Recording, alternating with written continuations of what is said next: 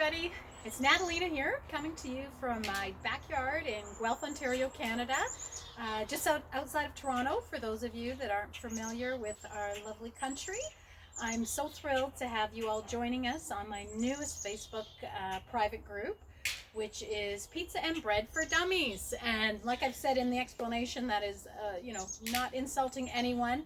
It's a beginner group. So we're going right back to the basics of pizza and bread making. I'm going to start with a little intro here. I'm going to give you a little intro on myself if you don't know me. So I'm Natalina Bombino Campanolo. I have operated Natalina's Kitchen, Italian cooking school here in my rural property at my home in Guelph, Ontario since 2011. We've conducted small group food and wine tours to Italy since 2015. And unfortunately, since COVID a year ago, we're not able to conduct any in-person classes. So we're just at this time operating our online school and our cookbook, basically. We can't run any tours. So I've got a lot of time on my hands, involved with a lot of food groups, interacting with a lot of my clients in hopes that we can start our tours, hopefully, this fall. Here in Ontario, we're actually in our third lockdown. We're in a third wave right now with a pretty serious lockdown, so our fingers crossed, we're moving in the right direction. But anyways, I've got some time on my hands. I'm interacting with all my foodie friends and followers, lots of YouTube videos these days. And you know, I'm part of these groups, and I see there's a lot of interest in pizza making this year. Last year was a lot of bread. There's still a lot of interest in bread, but I've seen a demand in pizza, and that's actually an area that I'm really excited about, and I've spent a lot of time in the last year since the pandemic started kind of perfecting my pizza game. So although my cooking school is Italian food culture, I do have an interest in some really lovely breads and pizzas. You can see I've got my wood-fired oven. We've had wood-fired cooking classes here for about the last 4 years. I'm also a Fontana Forni dealer of wood-fired ovens. I love them. This is my second one. Lots of fun to use this is. But anyway, so why am I starting the group? Well, a lot of serious groups out there, especially for pizza makers. But I didn't see a lot out there for beginners. I saw a lot of nasty comments and criticisms for the poor folks that are just starting out. So I kind of saw a need there for a new group for those of you that are just entering this kind of new world. So basically, with this page, there's going to be tons of free content. There's going to be lots of ingredient information, a lot of simple recipes, okay?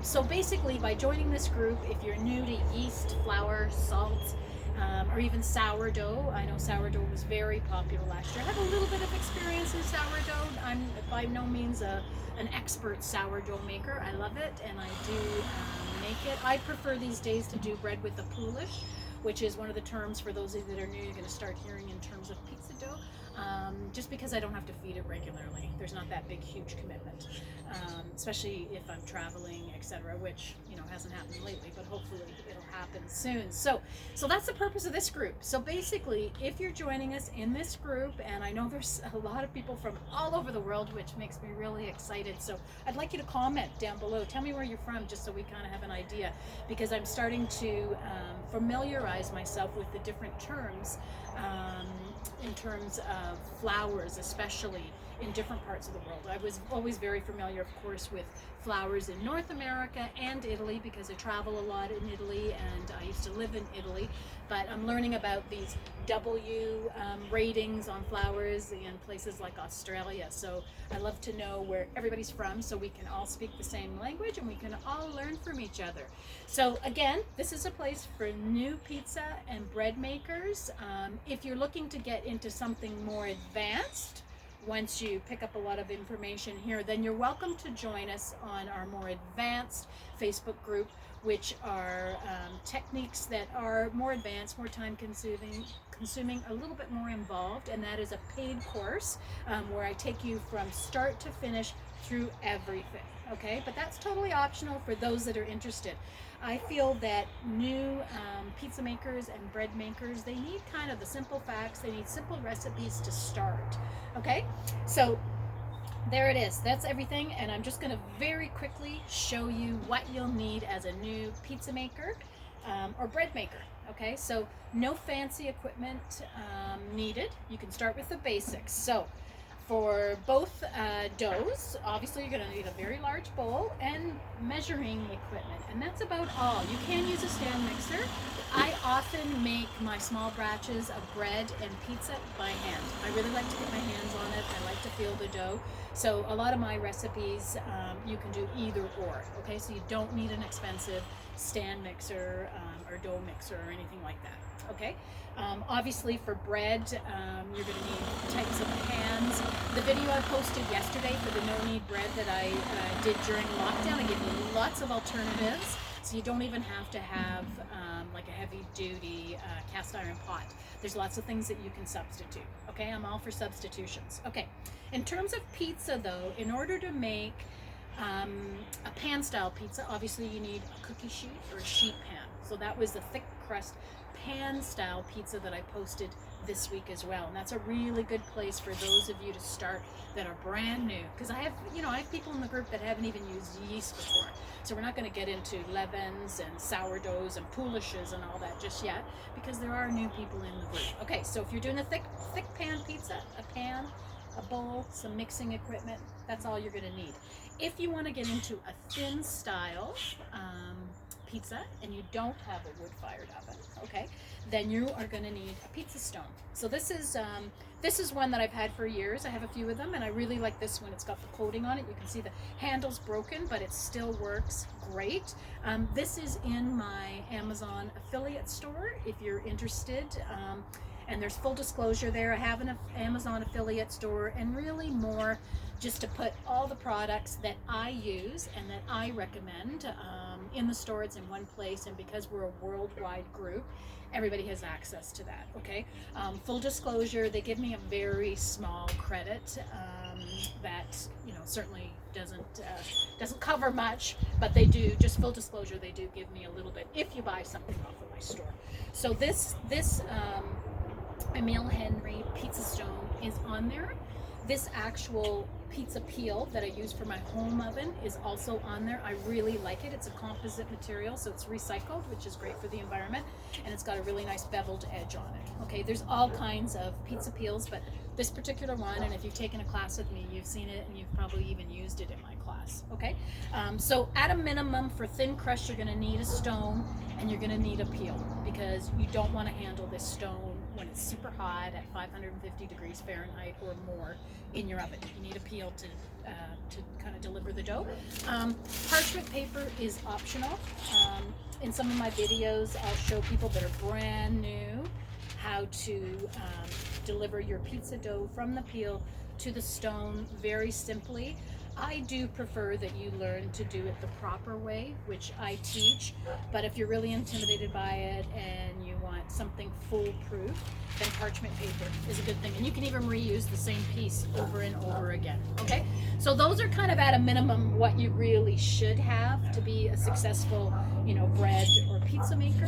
Some of the really nice things to have, but not need to have, this little tool, absolutely love. This is such a great tool for pizza making, for picking up your dough balls. And this is one specifically made for pizza making. But you can just go to your hardware store and just get a putty knife or a putty scraper. I'm not sure exactly what the hardware term for this is, but that's really what it is. Okay, bench scraper is really nice. I really like this. I use it a lot. And of course, a pizza cutter is great too to cut the pizza after. This is a pan to serve your pizza on. When it comes out of my oven, I slide it on here, and then I cut it on here, and then slide it onto plates. It's very, very convenient. Nice to have, but not need to have.